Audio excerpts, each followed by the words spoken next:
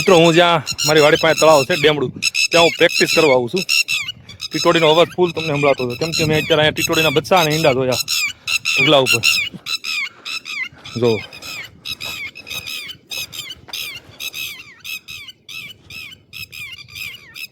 4 હતા ટોટલ.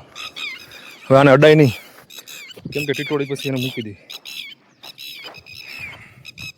હવે કોમેન્ટ કરજો કે આ તળાવમાં એક નાની એવી આ ધૂળની ઢફી છે ટેકરી, એની ઉપર ઈંડા અને બચ્ચા છે. અહીંયા ટીટોડી ઈંડા મૂક્યા તો એનો મતલબ શું હશે કે પણ વરસાદ વધારે આવશે કે ઓછો આવશે કે હાવ નહીં આવે? બસ કોમેન્ટ કરી દેજો. આ છે તળાવ, આ ડેમ છે. તમને દેખાતો નહીં હોય, ઝૂમ કરું.